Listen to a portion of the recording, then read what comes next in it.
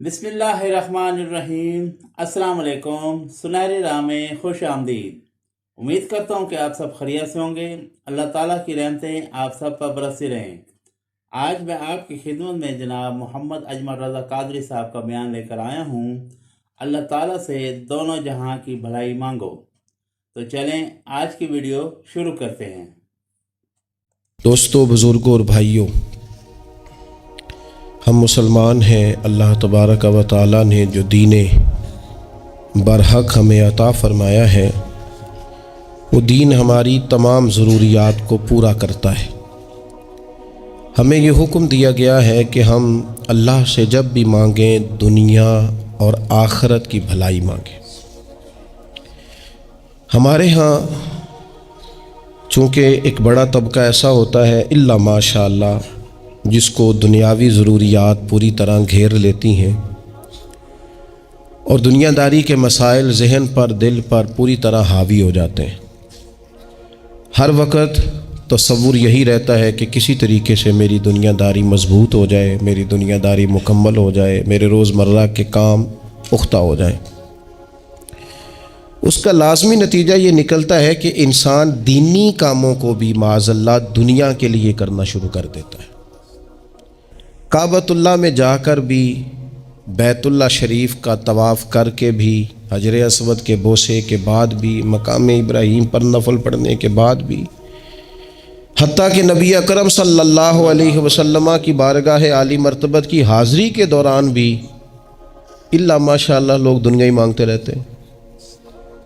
میرا فلانا کام ہو جائے، میرے بچوں کے معاملات سنور جائیں، فلاں کا مستقبل بہتر ہو جائے۔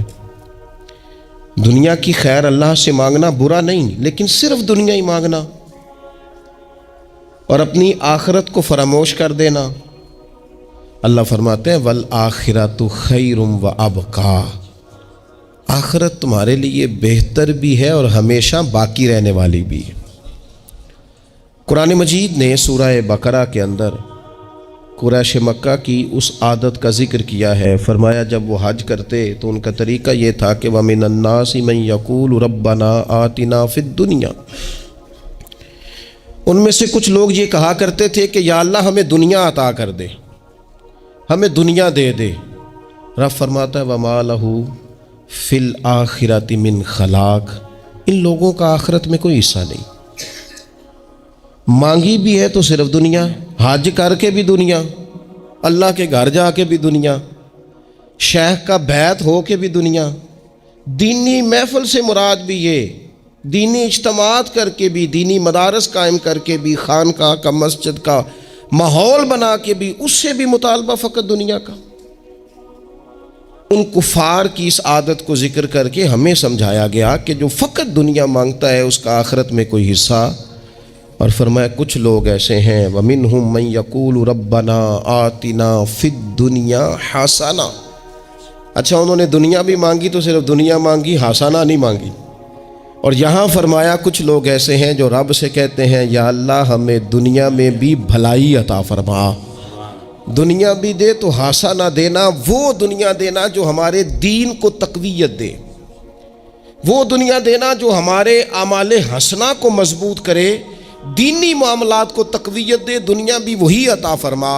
اور ساتھ کہتے ہیں وَفِي الْآخِرَةِ حَسَنَةً، یا اللہ ہمیں آخرت میں بھی بھلائی ہی عطا فرما، وَقِنَا عَذَابَ النَّارِ، اور ہمیں دوزخ کے عذاب سے بچا، اولئک لہم نصیب مما کسبوا، فرمایا ایسوں کو ان کی کمائی ہی ملے گی، جو انہوں نے کیا ہے وہ خوش نصیبی انہیں ضرور میسر آئے گی، چونکہ دنیا بھی مانگ رہے ہیں، آخرت بھی مانگ رہے ہیں۔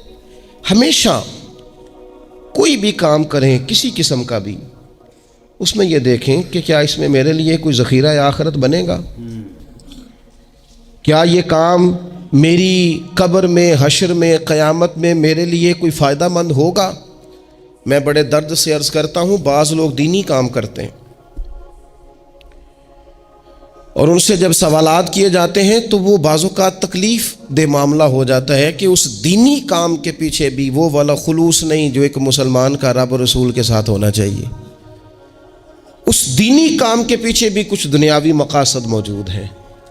تو اگر بڑی پگڑی اور بڑے جبے کے پیچھے بھی ایک دنیا دار چھپا ہوا ہو لوگوں کو تو دھوکہ دیا جا سکتا ہے، رب اور رسول کو تو نہیں نہ دیا جا سکتا۔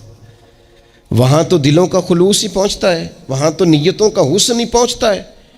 تو اللہ تبارک و تعالیٰ سے جب بھی سوال کیا جائے دنیا اور آخرت کی بہتری کا سوال کیا جائے۔ ایک لفظ ہے حدیث پاک میں جس کو عافیت کہتے ہیں۔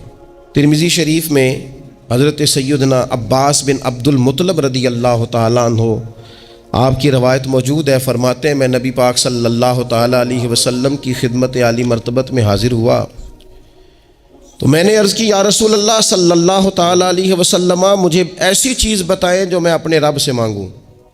چیز مانگنی ہوتی ہے نا، بعض اوقات موقع ملتا ہے تو کئی دفعہ انسان امتحان میں آ جاتا ہے، کیا مجھے موقع مل گیا ہے، مجھے کہا گیا کچھ مانگ لو تو بھلا میں کیا مانگوں۔ حضرت عباس بن عبد المطلب رضی اللہ تعالیٰ عنہ نبی پاک علیہ السلام کے پیارے چچا جان ہیں، عرض گزار ہیں یا رسول اللہ صلی اللہ علیہ وسلم مجھے بتائیے میں اپنے رب سے مانگوں تو کیا مانگوں؟ تو حضور نے فرمایا رب سے عافیت مانگو۔ کہتے میں کچھ دن رکا، کچھ دنوں کے بعد پھر حاضر بارگاہ ہوا اور عرض کی یا رسول اللہ صلی اللہ تعالیٰ علیہ وسلم مجھے بتائیے میں اپنے مالک سے مانگوں تو کیا مانگوں؟ تو حضور نے پھر فرمایا اللہ سے مانگنا تو عافیت مانگنا۔ بزرگ فرماتے ہیں یہ عافیت کیا ہے؟ عافیت یہ ہے کہ یا اللہ ظاہری پریشانیاں، باطنی پریشانیاں، اے اللہ ظاہر کے میل کچیل بھی دور ہو جائیں، باطن کے بھی دور ہو جائیں، اے اللہ ہر معاملے میں، ہر آزمائش میں، ہر دکھ میں ہمیں تیری پناہ نصیب ہو جائے۔ یہ عافیت ہے۔ اور صوفیہ کرام فرماتے ہیں عافیت سے بڑی نعمت کوئی نہیں اگر کسی کو میسر آئے تو، عافیت سے بڑا حسن کوئی نہیں اگر کسی شخص کو یہ نصیب ہو جائے۔ اور ایک اللہ والے نے تو ایک اور بڑا خوبصورت ترجمہ یہاں کیا ہے، وہ کہتے ہیں عافیت کا مطلب ہے دل کا قرار، عافیت کا مطلب ہے باطن کا سکون، عافیت کا مطلب ہے انسان کے مزاج کا حوصلہ، ٹھنڈک، بردباری۔ جس بندے کو عافیت نصیب ہو جاتی ہے گویا اللہ اسے سکون کی دولت عطا فرما دیتا ہے، تھوڑے پیسوں میں بھی سکون، بغیر شہرت کے بھی سکون، کوئی بات مان لے تب بھی سکون، کوئی دھتکار دے پھر بھی سکون، لوگوں کی گڈ بک میں ہو پھر بھی سکون، اور اگر لوگ سارے مخالفت میں آ جائیں تو چونکہ اللہ نے عافیت دی ہے پھر بھی سکون۔ اللہ تعالیٰ نے ان لوگوں کو قرار کی دولت، اللہ سے عافیت مانگی جائے، اس میں دنیا کی بھی بھلائی شامل ہے، آخرت کی بھی بھلائی شامل۔ نبی اکرم صلی اللہ تعالیٰ علیہ وسلم توجہ دلاتے کہ اللہ سے تم عافیت مانگو، ہمارا نہ جی، کیونکہ سب سے بڑا مسئلہ روحانی تربیت کا ہے۔ ہمارے ہاں باتیں ڈھیر سارے لوگوں کو آتی ہیں اور بہت زیادہ آتی ہیں، منصوبہ بندی کرنا، پلاننگ کرنا، اپنے معاملات کو خود سے کیسے لے کے چلنا ہے، کیسے ٹھیک کرنا ہے، اپنے حق میں دنیا کو کس طرح قائل کرنا ہے، یہ ڈھیر سارے لوگوں کو آتا ہے، اور اپنے حق میں دلائل کس طرح قائم کرنے ہیں، اس میں بہت سارے لوگ خود کفیل ہوتے ہیں، انہیں کسی سے مشاورت کی بھی ضرورت نہیں ہوتی۔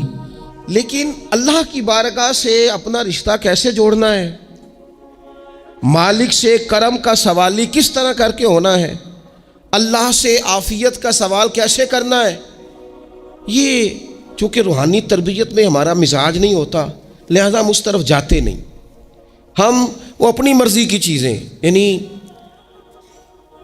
وظیفہ پوچھ کے گئے ایک صاحب، کچھ عرصے کے بعد آئے ہیں تو آ کے کہتے ہیں مولانا صاحب، پیر صاحب یا قاری صاحب یا فلاں صاحب، کسی سے بھی پوچھ کے گئے کس چیز کو نیک آدمی جانا، پھر لوٹ کر آ کے کہتے ہیں کہ آپ نے وظیفہ بتایا تھا پر کام کوئی نہیں ہوا۔ تو میں تو صاف کہتا ہوں اور کھلے دل سے کہتا ہوں کہ بھئی وظیفہ آپ کو بتایا تھا کہ اللہ کی رحمت متوجہ ہوگی، خدا کی رحمت کو آواز دینے کے لیے وظیفہ دیا تھا، کوئی بھی وظیفہ رب کو مجبور تو نہیں نہ کر سکتا معاذ۔ اور وظائف کس لیے پڑھے جاتے ہیں کہ جلدی سے معاملات ٹھیک ہو جائیں، میرے حق میں چیزیں بہتر ہو جائیں، تو اللہ کی رضا کے لیے پڑھے جاتے ہیں۔ تو وظائف کو، عبادات کو، نوافل کو، تلاوت کو، درود پاک کو تو رضا الہی کا ذریعہ بنانا چاہیے، لیکن ہم چونکہ ایک پورا الجھاؤ رکھتے ہیں اپنی دنیا داری کے معاملات سیدھے کرنے، ایک پورا خیر رکھتے ہیں، وہ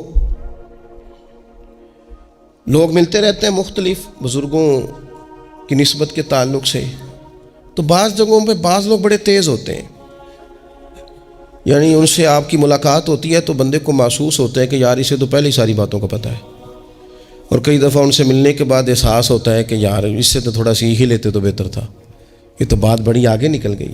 سارا پتہ ہوتا ہے، باشعور ہوتے ہیں، لیکن ڈر آتا ہے اللہ سے۔ اتنا باشعور آدمی، سمجھدار، پنچایت، پریا، لوگ، دین، دنیا سارا پتہ ہے، نماز کا ٹائم آ گیا تو وہ چھپتا پھرتا ہے، اس کی طبیعت پر بوجھ بن رہا ہے معاذ اللہ اللہ کے حضور حاضر ہونا، اسے خیر کا کام کرنا پڑ رہا ہے تو وہ ادھر ادھر نکلتا جا رہا ہے۔ تو سوال یہ ہے کہ پھر یہ شعور کا کیا مطلب رکھا ہوا ہے ہم نے؟ پھر اللہ سے دعا کرنے کی ضرورت نہیں۔ وہ حضرت عارف رومی رحمۃ اللہ تعالی علیہ فرمایا کرتے تھے بعض لوگوں کو رب سارا کچھ دیتا ہے،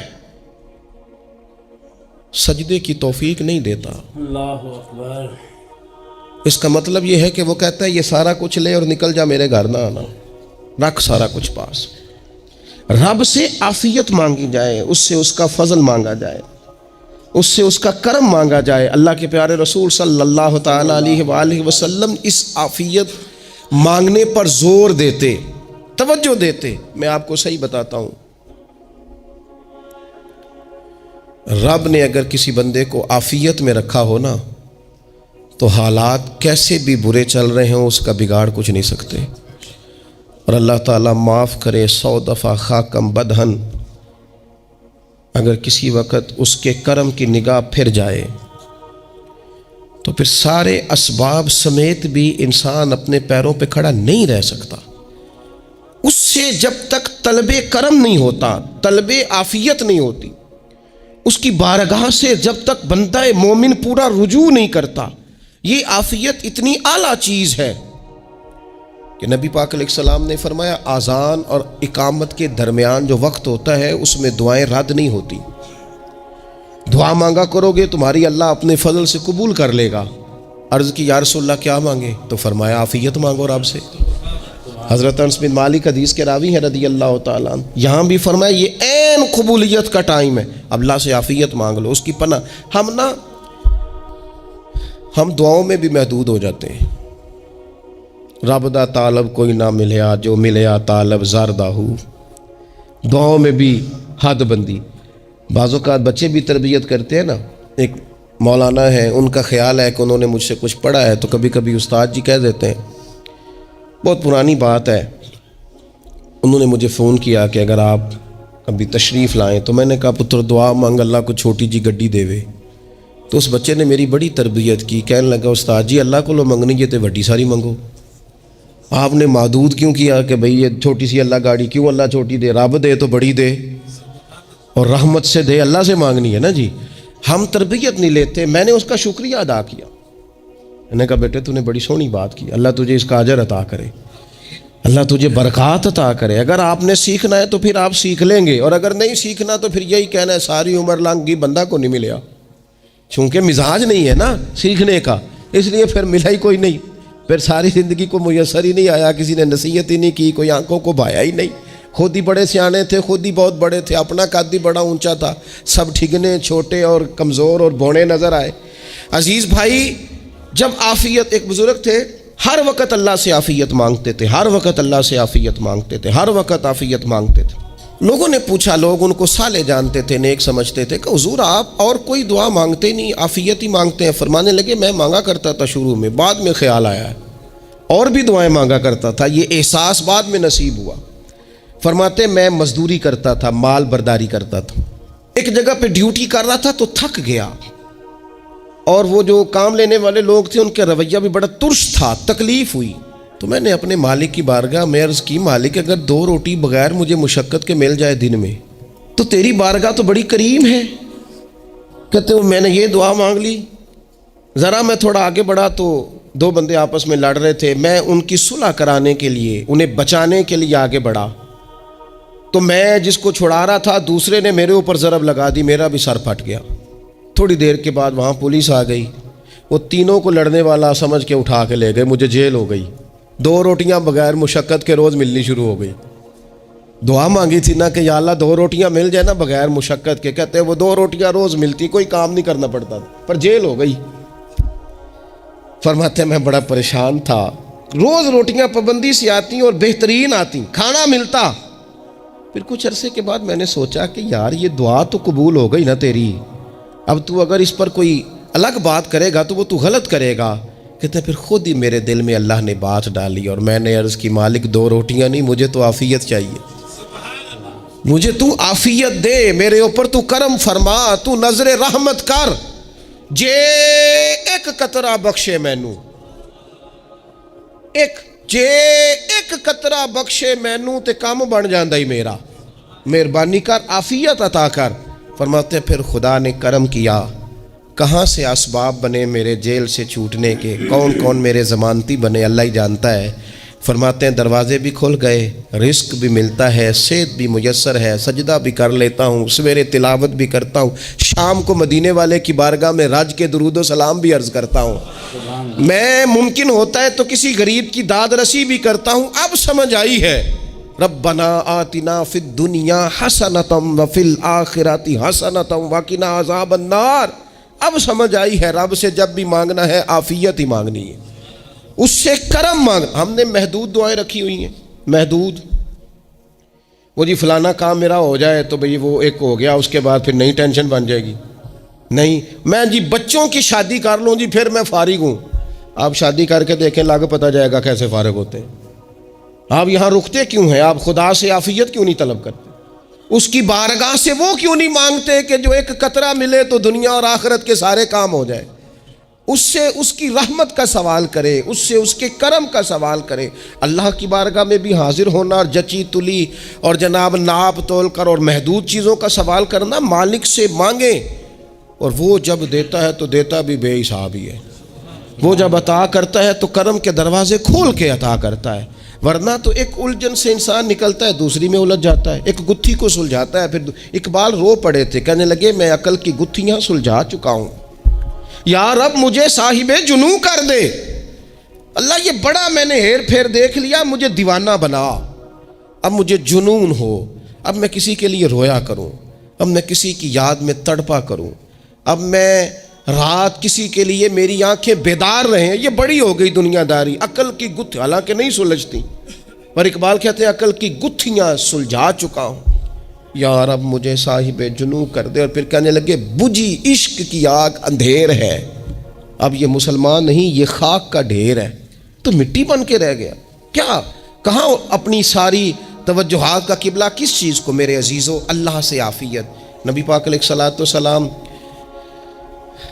نے ایک شخص سے پوچھا کیا دعا مانگ رہے ہو؟ تو اس نے کہا یا رسول اللہ میں اللہ کی بارگاہ میں صبر کا سوال کر رہا ہوں۔ تو حضور فرمانے لگے صبر تو مصیبت پر ہوتا ہے۔ یا رسول اللہ پھر کیا مانگو؟ آپ ان جملوں اور لفظوں کی گہرائی کو سمجھیں، صبر کے لیے تو پہلے مصیبت آئے گی پھر صبر آئے گا، تو یا رسول اللہ کیا مانگوں؟ فرمایا تو رب سے عافیت مانگ۔ مانا کیا ہے؟ مصیبت آئے کیوں؟ اللہ تجھے اپنی حفاظت کے حصار میں لے لے، وہ وقت ہی کیوں آئے کہ جب تیری طبیعت الجھ جائے، جب تو پریشان ہو جائے، جب تو تو اللہ سے عافیت مانگنا۔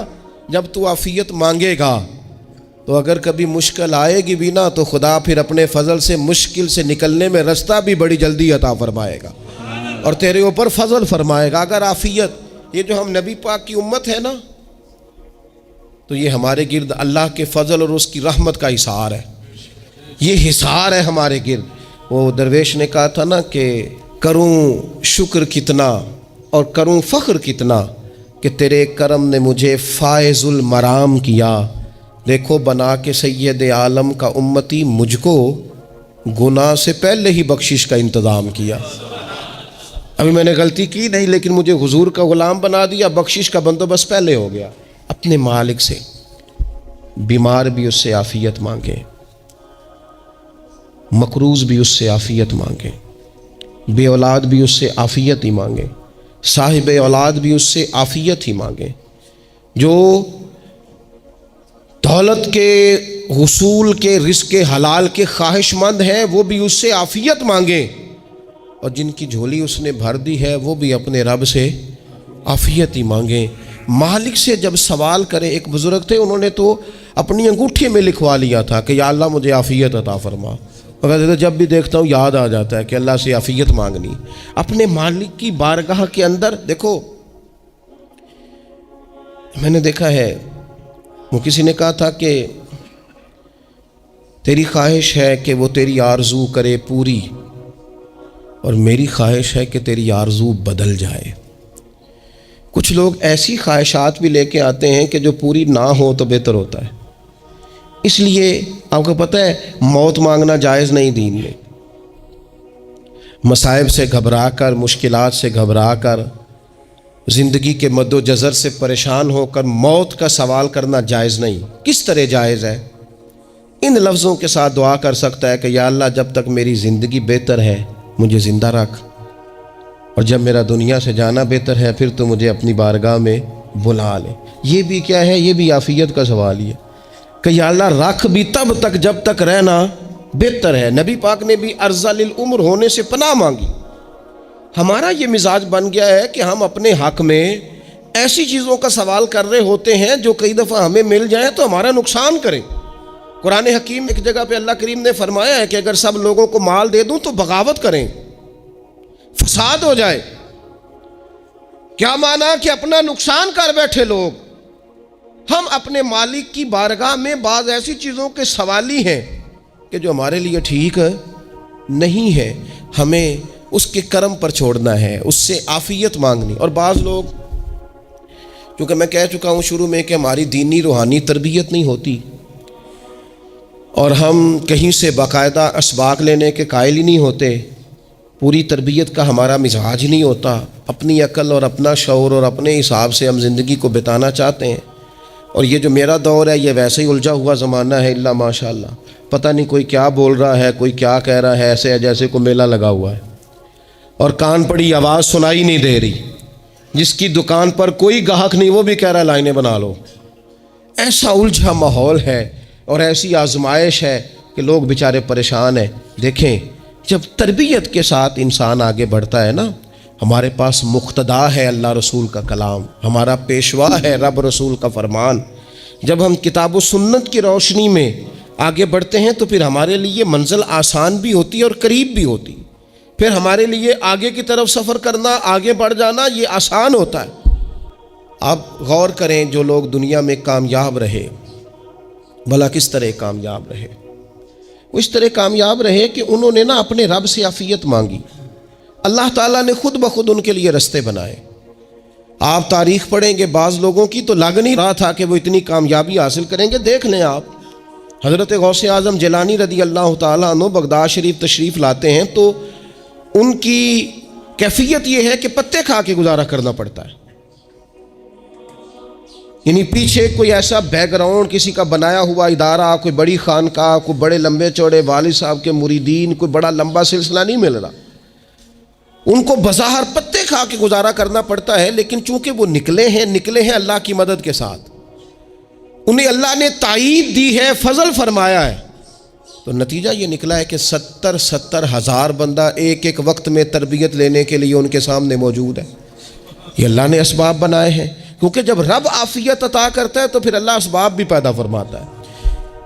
ہمارا ذہن تو تھک جاتا ہے سیاست کرتے کرتے، ہم تو جناب پوری ترتیب سے ہمیں سلیقہ آتا ہے کس طرح کر کے کس بندے کو کیسے قائل کرنا، پورے طور پر ہم وہ ساری زندگی سیاست کرتے رہتے ہیں۔ وہ خاندانوں میں بھی چلتی ہے، گلی محلے میں بھی چلتی ہے، دوستوں میں بھی چلتی ہے، اور بعد میں پتہ چلتا ہے کہ یہ پتے کھیل کون رہا تھا، اصل میں صلح کرانے والا تھا کہ لڑائی کرانے والا تھا، یہ سب کا خیر خواہ تھا، یہ سب کی ذہن کے اندر فطور کی آمیزش ہی اس شخص کی وجہ سے تھی۔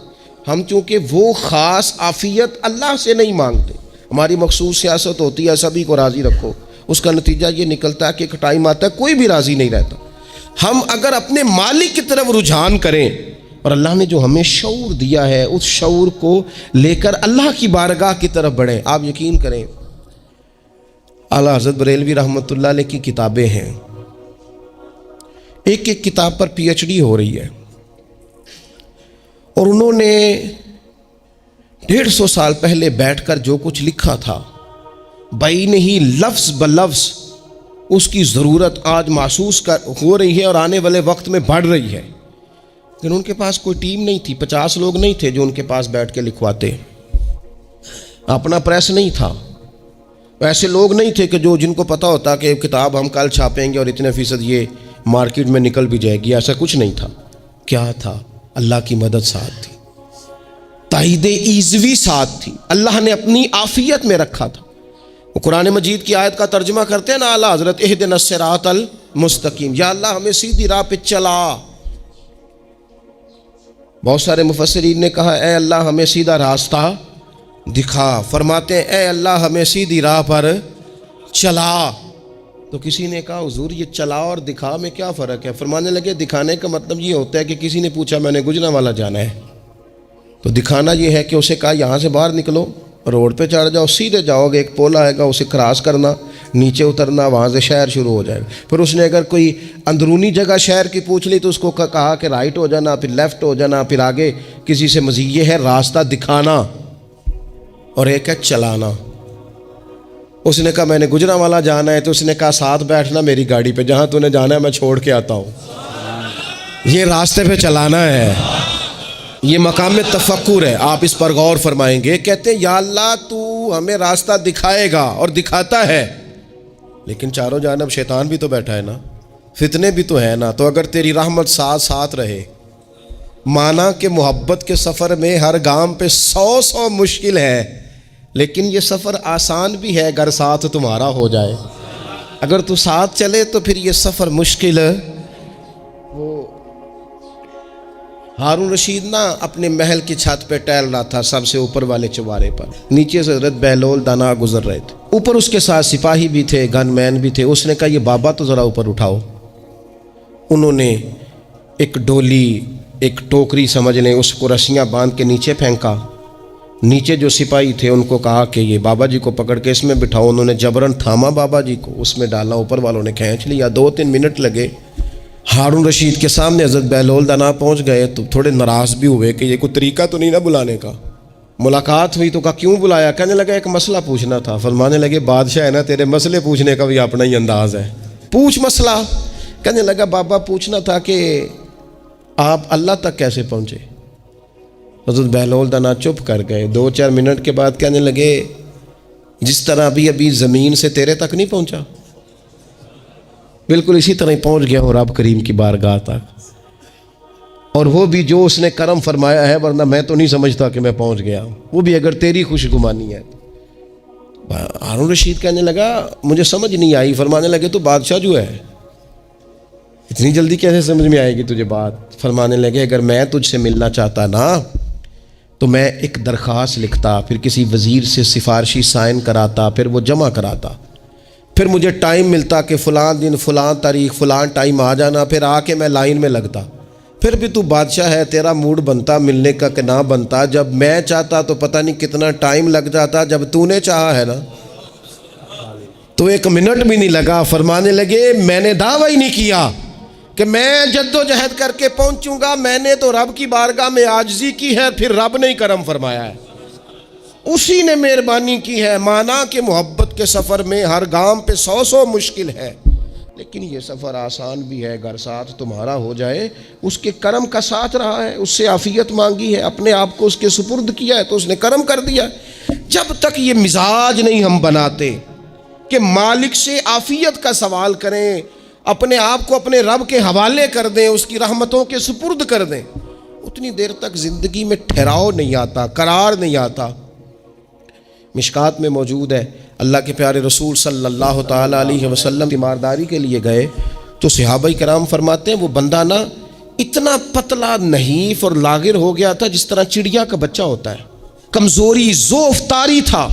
تو محبوب کریم نے اسے دیکھا تو بڑے کریمانہ انداز میں کریم فرمانے لگے تو کوئی دعا نہیں مانگتا، تو عافیت نہیں مانگتا اللہ سے؟ عرض کی یا رسول اللہ صلی اللہ تعالیٰ علیہ وسلم، میں نے اپنے رب کی بارگاہ میں عرض کی ہے مالک قیامت کا عذاب بڑا سخت ہے، میں نہیں برداشت کر سکتا، تو نے اگر مجھے کوئی سزا دینی ہے تو یہیں دے لے، قیامت کو نہ دینا۔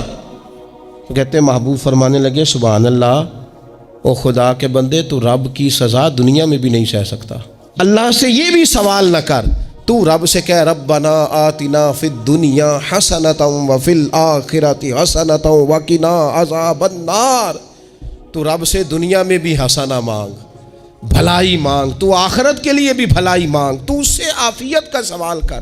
تو نے یہ سوال کیوں کیا؟ عرض کی یا رسول اللہ کرم ہو گیا ہے، مجھے سمجھ آ گئی ہے، اب میں اسی طرح ہی کروں گا۔ عزیز دوستو، ہم کہاں سہ سکتے ہیں؟ ہم دنیا میں رب کی سزا ہم نہیں سہ سکتے، ہم کمزور ہیں، تو گرمی نہیں سہ سکتے، شدید سردی نہیں سہ سکتے، شدت کی بھوک لوگ نہیں سہ سکتے، کوئی آزمائش نہیں سہ سکتے۔ وہ جو لوگ بعض اوقات کہہ دیتے ہیں نا جی فلاں چیز ہمارے اعمال کا نتیجہ ہے، تو میں کیا کرتا ہوں، نہ کو یار، ہم تو یہ بھی نہیں سہ سکتے، ہم کہاں برداشت کر سکتے ہیں، ہمیں تو وہ معاف ہی فرمائے، ہم حساب والے ہیں ہی نہیں، ہم تو صرف معافی والے ہیں۔ ہم سے نہ حساب پوچھے، اس نے حساب پوچھا تو پھر تو بڑی مشکل ہو جائے گی، اگر اس نے حساب پوچھا تو بڑی رسوائی ہو جائے گی، اگر حساب پوچھا تو مشکلات سامنے دکھائی دینے لگ جائیں گی۔ ہم سے تو وہ درگزر والا معاملہ کرے، ہم سے تو وہ کہے جا میں نے محبوب کے صدقے تجھے معاف کیا، جا تیرے لیے رحمت اور بخشش والا فیصلہ کیا۔ وہ کوئی سبب، اس کی رحمت کسی سبب کو دیکھ لے اور درگزر کر لے۔ تو آج کی پوری گفتگو میں آج آپ کو بڑی ذمہ داری سے یہ گزارش کر رہا ہوں، اللہ سے عافیت مانگے، ہر وقت عافیت مانگے۔ میری سالوں سے روٹین ہے، میں دعا مانگتا ہوں اللہم انا نسألک العفو والعافیت فی الدین والدنیا والآخرہ، اور یہ خاموش تبلیغ ہوتی رہی، میں مانگتا رہا، کئی بچوں کو ویسے یاد ہو گئی، اس کو یاد کر لیں، اللہ سے عافیت مانگے، دین میں، دنیا میں، آخرت میں، اس کو اپنا مزاج بنائیں۔ اللہ تبارک و تعالی ہم سب کو عافیت نصیب فرمائے۔ آخر دعوانا الحمدللہ۔ تو امید کرتا ہوں کہ آج کی ویڈیو آپ سب کو پسند آئی ہوگی۔ اللہ تعالیٰ سے دعا ہے کہ اللہ تعالیٰ ہر مسلمان پہ دنیا اور آخرت میں آسانی عطا فرمائے۔ تو جتنے بھی دیکھنے والے ہیں ان سے ایک ہی گزارش ہے کہ میرے چینل کو لائک کریں، سبسکرائب کریں، شیئر کریں، کمنٹس کریں۔